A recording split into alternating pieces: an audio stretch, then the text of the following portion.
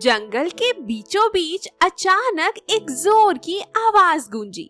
सारे जानवर डर के मारे अपने अपने घरों में छिप गए।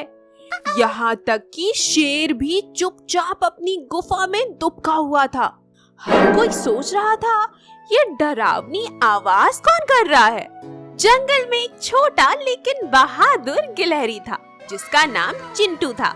चिंटू ने तय किया कि वह इस रहस्य को सुलझाएगा।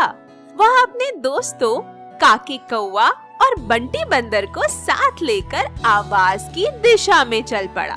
जैसे जैसे वे आवाज के करीब पहुँचे, जंगल और भी डरावना लगने लगा। बड़ी बड़ी झाड़ियों के बीच से झांकती अजीब अजीब परछाइयां और अचानक उगने वाली तेज हवा ने उनकी सांसें रोक दी। लेकिन चिंटू ने हार नहीं मानी। वे आवाज के पीछे चलते चलते एक पुराने सूखे पेड़ के पास पहुँचे।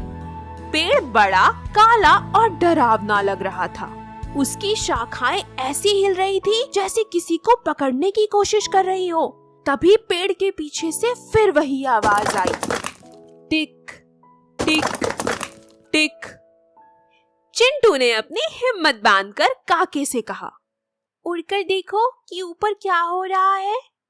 काके ने डरते डरते उड़ान भरी, लेकिन जैसे ही उसने पेड़ की शाखा पर पैर रखा, पेड़ जोर जोर से हिलने लगा।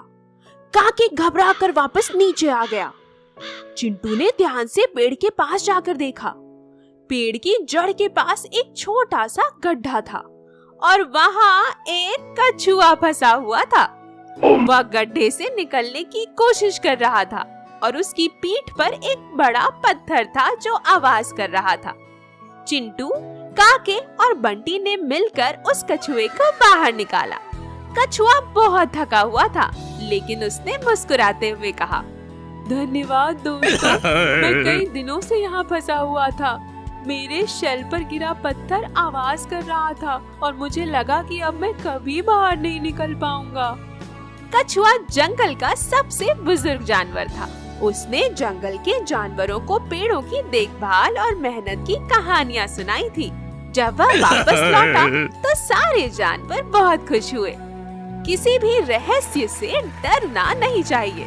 अगर आप हिम्मत और दोस्तों की मदद से काम करेंगे तो हर समस्या का समाधान हो सकता है। उस दिन के बाद चिंटू गिलहरी पूरे जंगल का हीरो बन गया और सारे जानवर मिलकर खुशी खुशी रहने लगे। तो चलो गाइस, जल्दी जल्दी लाइक कर दो और सब्सक्राइब कर दो।